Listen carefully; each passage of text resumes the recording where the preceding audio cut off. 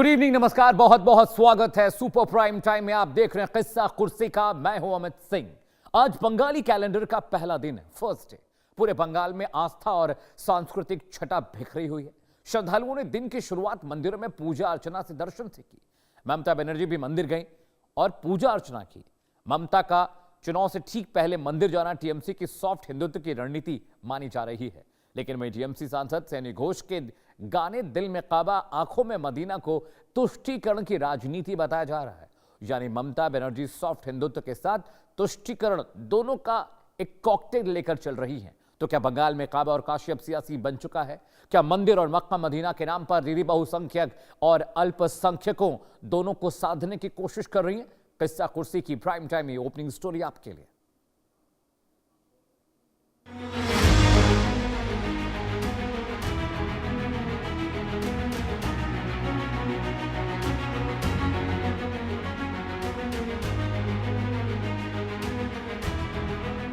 पहला बोईशाख, बंगाली नववर्ष का पहला बैसाख यानी बंगाली कैलेंडर का पहला दिन। पूरा बंगाल पहला बोईशाख के चुनावी रंग में रंगा है। मंदिरों में भीड़ है। लोग नए कपड़े पहनकर मंदिरों में दर्शन के लिए जा रहे हैं। खास तौर पर दक्षिणेश्वर काली मंदिर और काली घाट मंदिर में श्रद्धालुओं की भीड़ उमड़ी पड़ी है। खुद मुख्यमंत्री ममता बनर्जी ने नए साल की शुरुआत काली घाट मंदिर में पूजा अर्चना और आरती के साथ की। बंगाली नववर्ष की शुरुआत और कुछ ही दिनों में राज्य में नई सरकार। ममता दीदी बंगालियों की नब्ज को अच्छी तरह से जानती हैं, इसलिए बंगाली कैलेंडर के पहले दिन उन्होंने काली घाट मंदिर में जाकर पूजा अर्चना की। मुख्यमंत्री ममता की मंदिर में पूजा के सियासी संदेश भी हैं। एक और सांस्कृतिक विरासत को सहेजने का संदेश दिया, तो दूसरी ओर बीजेपी सरकार पर निशाना भी साधा। जाहिर है, हिंदू वोटर्स तक राजनीतिक संदेश पहुंचाने के इससे अच्छे मौके क्या ही हो सकते हैं। एक तरफ ममता बनर्जी हिंदू वोटर्स को साधने के लिए मंदिरों में श्रद्धालुओं के साथ पूजा अर्चना करती दिखी, तो वहीं दूसरी ओर उनकी सांसद सैनी घोष बंगाल में गा रही हैं, दिल में है काबा। ममता बनर्जी और उनकी सांसद सैनी घोष दोनों का मकसद बंगाल चुनाव में वोटर्स को साधना, बंगाल में बीजेपी का बढ़ता जनाधार और टीएमसी से निकाले गए हुमायूं कबीर के साथ ही ओवैसी का चुनावी मैदान में उतरना। कुल मिलाकर टीएमसी इस बार चुनाव में चारों ओर से घिरी है। राज्य के अल्पसंख्यक टीएमसी के कोर वोट बैंक रहे हैं, जो इस बार टीएमसी के पाले से खिसकते दिख रहे हैं। टीएमसी सांसद सैनी घोष का दिल में है काबा पार्टी की तुष्टीकरण का हिस्सा है। पहला बोईशाख बड़ा कैंपेन प्लेटफॉर्म। पहला बोईशाख के जरिए बंगाली अस्मिता कार्ड, खुद को बंगाली संस्कृति की रक्षक के रूप में पेश कर रही है ममता। हिंदू वोटर्स को लुभाने के लिए ममता का बंगाली कार्ड। पहला बोईशाख पर मंदिर में पहुंचकर ममता बनर्जी संदेश देने की कोशिश कर रही हैं कि वो और उनकी पार्टी परंपराओं और आस्था से उतनी ही गहराई से जुड़ी है जितनी की जनता। लेकिन दूसरी ओर टीएमसी की तुष्टीकरण की नीति भी है, जो सोशल मीडिया पर वायरल हो रही है। मुस्लिमों के बीच टीएमसी सांसद काबा मदीना गा रही हैं। विशेष वर्ग को खुश करने की पार्टी की कोशिश है। बंगाल में चुनाव को लेकर ध्रुवीकरण की कोशिश है। चुनावी लाभ के लिए गाने में धार्मिक प्रतीकों का इस्तेमाल है। सैनी घोष एक्टर और सिंगर रही हैं। बतौर कलाकार अगर उन्होंने ये गाना गाया होता तो कोई बात नहीं थी, लेकिन अब वो टीएमसी की सांसद भी हैं। चुनावी मौसम में एक वर्ग को लेकर उनकी गायकी का रुझान कई संकेत दे रहा है। विपक्षी इसे टीएमसी की वोट बैंक की राजनीति बता रहे हैं। ममता सरकार पर विपक्ष क्या आरोप लगा रहा है, अब वो सुनिए। मदरसों के लिए 6000 करोड़ का बजट। 15 साल की सरकार में मदरसों पर 12 गुना ज्यादा खर्च। नॉर्थ बंगाल के लिए इंफ्रास्ट्रक्चर विकास पर कम खर्च। इमाम और मुअज्जिन को भत्ता, छात्रवृत्ति योजनाएं। चुनाव आयोग ने बंगाल में चुनाव से पहले अवैध घुसपैठियों और फर्जी वोटर्स को बाहर करने के लिए एसआईआर की प्रक्रिया शुरू की। तब भी ममता बनर्जी ने पुरजोर विरोध किया। एसआईआर के खिलाफ सुप्रीम कोर्ट जा पहुंची। बीजेपी ने आरोप लगाया कि अवैध बांग्लादेशियों के वोटर लिस्ट से नाम हटने से टीएमसी के वोट बैंक पर बड़ा असर पड़ा है। वो छिटकने के डर से टीएमसी सैनी घोष के जरिए मुस्लिम वोटर्स को लुभाने की कोशिश कर रही है। बहुसंख्यक भावनाओं की अनदेखी ना हो, इसलिए ममता बनर्जी पहला बोईशाख पर मंदिरों में पूजा कर रही हैं। तो क्या इस साल पहला बोईशाख टीएमसी के लिए आस्था से ज्यादा वोटर्स की फसल काटने का त्योहार बन गया है? Bureau report, India news. तो आपने हमारी ओपनिंग स्टोरी देख ली। पहले बैशाख पर ममता बनर्जी मंदिर पहुंची, वहां पर पूजा अर्चना की, दर्शन पूजन किए। और बड़ी बात यह भी समझिए कि क्या वो जो मुस्लिम वोट बैंक के साथ साथ हिंदुओं को भी यानी तुष्टीकरण भी चल रहा है और बहुसंख्यकों का साथ भी चाहिए।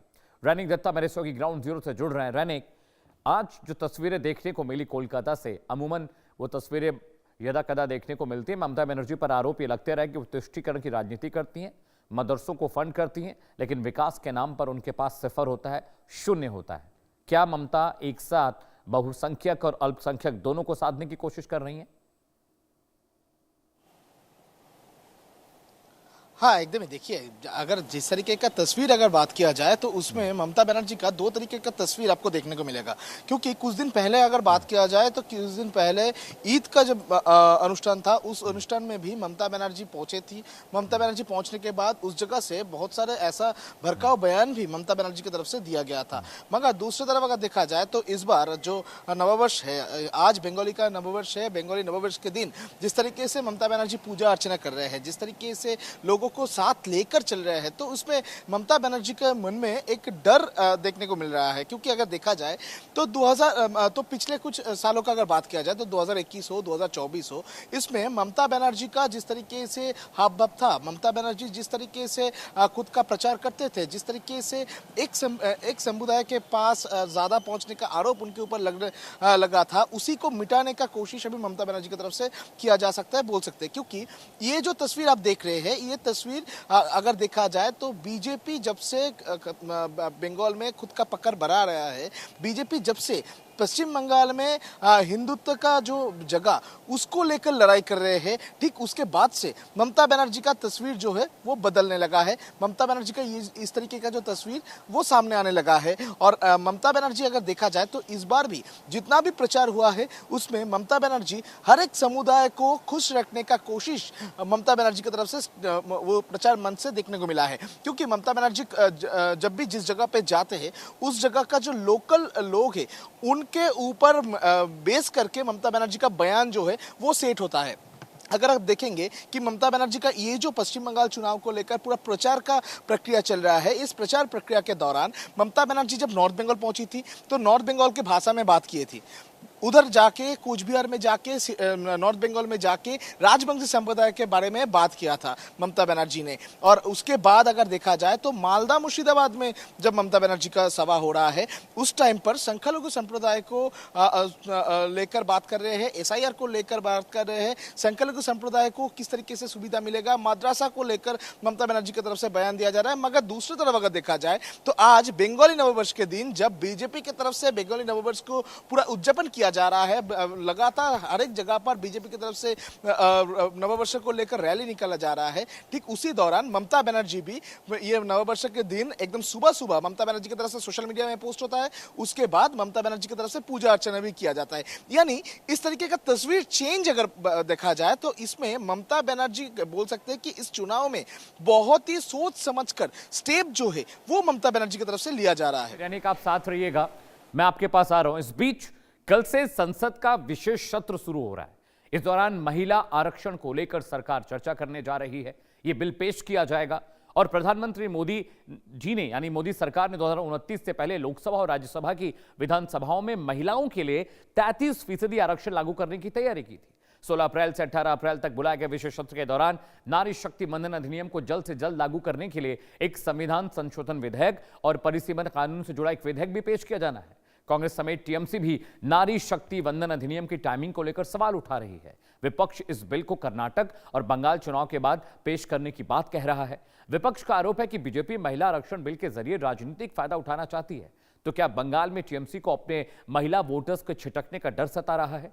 महिलाएं ममता बनर्जी का बड़ा वोट बैंक है। क्या महिला आरक्षण बिल के लागू होने से महिलाओं का रुझान बीजेपी की ओर ज्यादा हो जाएगा?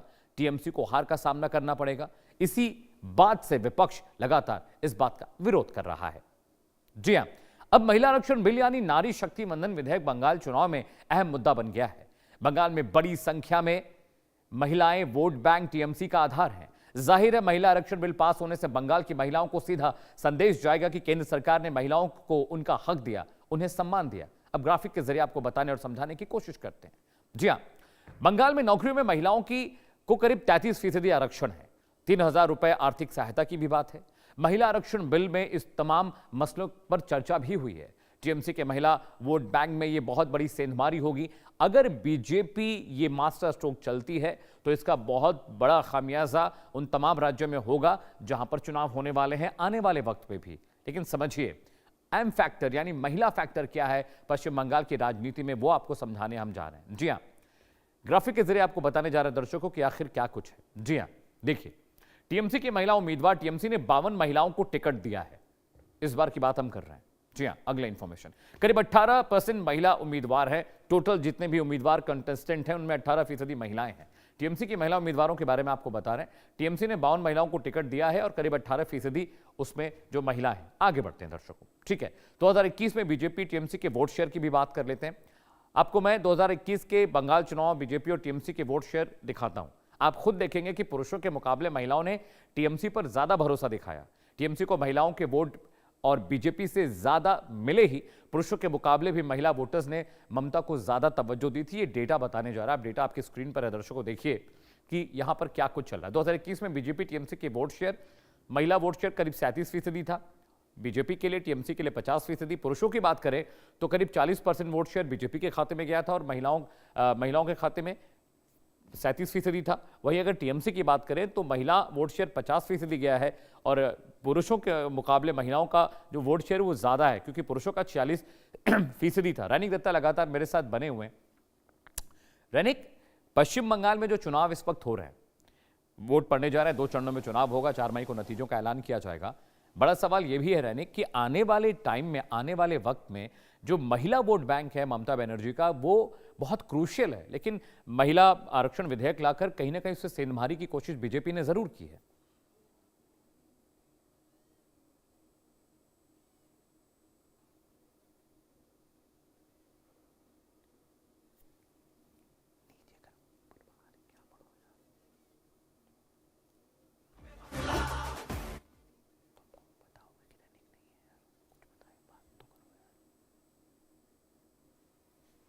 ममता बनर्जी महिलाओं के लिए चुनाव जो रैलियां कर रही हैं, लगातार रैलियों में जा रही हैं, योजनाओं को अपनी पिछले 15 सालों से सरकार की उपलब्धि भी बता रही हैं। लेकिन विपक्ष राज्य में महिलाओं की सुरक्षा और सम्मान को बड़ा मुद्दा बता रहा है। विपक्ष का आरोप है कि महिला मुख्यमंत्री के राज में महिलाओं से रेप और छेड़छाड़ की घटनाएं रुकने की बजाय बढ़ी हैं। आपको बताते हैं ममता सरकार महिलाओं के लिए कौन कौन सी योजनाएं चला रही है। लक्ष्मी भंडार योजना सबसे इंपॉर्टेंट है जो आपको हम बताने जा रहे हैं। जस्ट होल्ड ऑन प्लीज यार, जस्ट होल्ड ऑन। ग्राफिक के जरिए आपको बताएंगे जो जो योजनाएं हैं, सरकार ने क्या क्या योजनाएं चलाई हैं, वो आपको हम बताने जा रहे हैं। लक्ष्मी भंडार योजना आपकी स्क्रीन पर है, वो ममता बनर्जी की बहुत क्रूशियल योजना है। इसके अलावा कन्याश्री प्रकल्प योजना है, ये भी बहुत इंपॉर्टेंट योजना है जिसके बारे में हम आपको बता रहे हैं। इसके अलावा और जो योजनाएं सरकार चला रही है वो भी बहुत क्रूशियल है। रूपशी प्रकल्प एक योजना है जिससे महिलाओं को सीधा फायदा होता है, ये भी एक बहुत इंपॉर्टेंट योजना है। स्वास्थ्य साथी एक योजना सरकार चला रही है महिलाओं के बेहतरी के लिए, जो पश्चिम बंगाल में ममता बनर्जी सरकार करे, मैं उसकी बात कर रहा हूं, उनकी बात कर रहा हूं। ममता सरकार ने फरवरी में ही बजट में लक्ष्मी भंडार योजना के भत्ते में करीब 500 रुपए बढ़ाए हैं। जी हाँ, सामान्य वर्ग की बात करें तो सामान्य वर्ग के लिए भी लगातार उसमें इजाफा हुआ है, बहुत क्रूशियल वो डिटेल्स भी थी। और ये योजनाएं हैं जो महिलाओं की बेहतरी और महिलाओं के स्वास्थ्य के लिए, उनके जीविकोपार्जन के लिए सरकार चला रही है। आगे बढ़ते हैं graphics, please play the next graphics. बड़ा सवाल यह है, क्या जो बीजेपी मास्टर स्ट्रोक चल रही है उसके जरिए क्या सेंधमारी होने जा रही है? क्या जो वोट बैंक है उस वोट बैंक में सेंधमारी होगी? ये बहुत इंपॉर्टेंट है। ये तमाम योजनाएं महिलाओं की योजनाएं हैं जिसके बारे में आपको बताया और समझाया मैंने।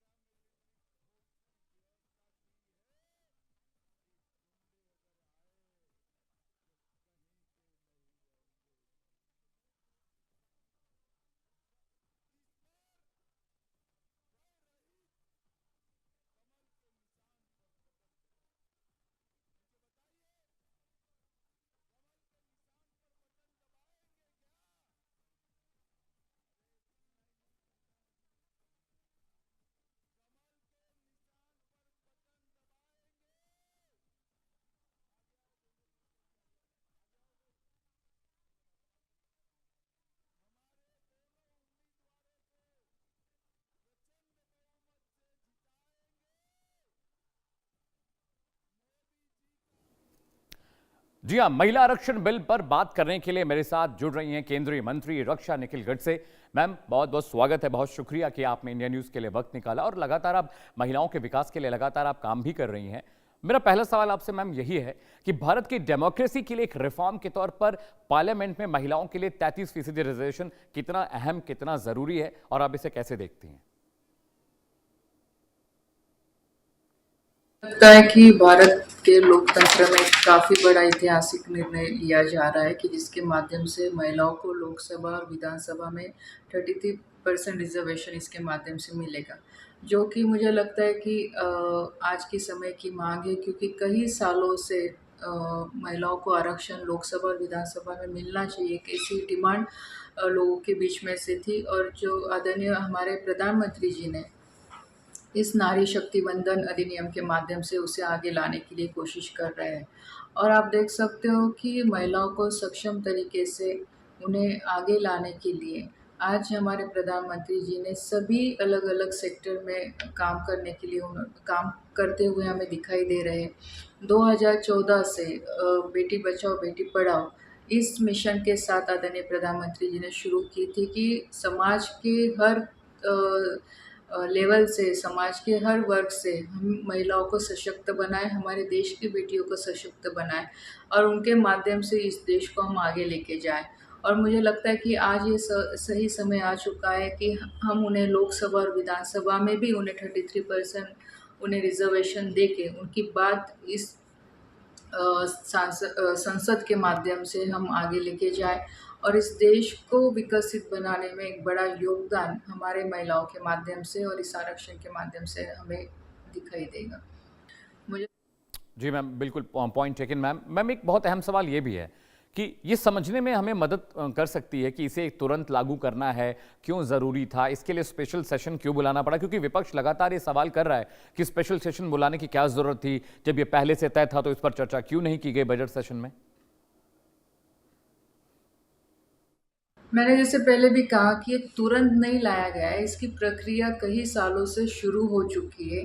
और आप देख सकते हो कि जो मैंने बताया कि 2014 से आदरणीय प्रधानमंत्री जी ने महिलाओं को सशक्त बनाने के लिए अलग अलग योजनाओं के माध्यम से इसकी शुरुआत की।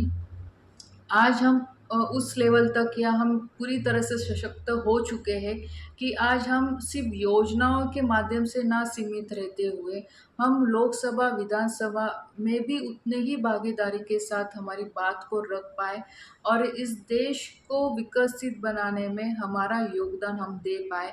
तो इसमें कोई जल्दबाजी या कोई स्पेशल अधिवेशन नहीं बुलाया गया, ये पहले से प्रक्रिया चलते आ रही है। और मुझे लगता है कि इसमें कोई सवाल उठाने जैसा कोई चीज़ है ही नहीं, क्योंकि महिलाओं को उनके अधिकार मिलना ज़रूरी है और आदरणीय प्रधानमंत्री जी के माध्यम से और सरकार के माध्यम से इसे आगे लाने के लिए कोशिश की गई। मैंने जैसे पहले जी जी, ठीक है मैम। आपके अनुभव से मैम, भारतीय पॉलिटिक्स में महिलाओं के लिए आगे बढ़ना कितना क्रूशियल है और बहुत मुश्किल भी है, क्योंकि हर परिवार का एक अलग माहौल होता है, महिलाओं को आगे बढ़ने नहीं दिया जाता। उनकी नौकरी की बात आती है तो ज़्यादातर जो पुरुष है फैमिली में वो इस बात का लगातार विरोध भी करते हैं। मैम, महिलाओं को राजनीति में आने के लिए काफ़ी दिक्कतों का सामना करना पड़ता है, क्योंकि कई बार आज भी आप देख सकते हो कि जब वो लोकल इलेक्शन में चुन के आती है या जब वो खड़ी रहती है, तब हमेशा एक फैमिली बैकग्राउंड का उनके ऊपर एक क्लेम रहता है या बोला जी जाता है कि जी चलो वो तो सिर्फ नाम के लिए आई है, बाकी तो फैमिली मेम्बर ही चलाएंगे। लेकिन धीरे धीरे ये छवि हमें हटती हुई हमें दिखाई दे रही है, क्योंकि आज कई ऐसी महिलाएं कि जो अपने खुद के बलबूते पे अच्छा काम कर रही है, एक अच्छी इमेज उनकी आज सोसाइटी के बीच में है हम्म और उसके माध्यम से वो आगे बढ़ना चाहती है और उसे आगे लाने के लिए आज जैसे हम बोल सकते हैं कि जो हमारे नगर पंचायत है, ग्राम पंचायत है, नगर निगम है, वहाँ पे जिस तरह से अच्छी तरीके से आज महिलाएं काम कर रही है, तो उन महिलाओं को भी लोकसभा और विधानसभा में भी आने का मौका मिलना चाहिए, क्योंकि उनके पास भी एक बड़ा अनुभव ग्राउंड लेवल से लेके तो आज यहाँ तक लोकसभा तक पहुँचने का एक अच्छा एक्सपीरियंस उनके पास है। हम्म और इस देश के हर नागरिक को उनके अधिकार दिलाने के लिए महिलाओं का डिसीजन में आना, डिसीजन मेकिंग में उनकी भागीदारी सामने आना, वो भी एक महत्वपूर्ण कदम है। जी। तो मुझे लगता है कि चैलेंजेस काफ़ी है, लेकिन उसके बावजूद भी हम महिलाएं कोशिश करती है कि हम अच्छा काम कर पाए, अच्छे डिसीजन हम ले पाए कि जिसके माध्यम से सोसाइटी को उसका ज़्यादा से ज़्यादा फ़ायदा हो सकता है। और इस विधेयक के माध्यम से हमें हमारे अधिकार मिल जाएंगे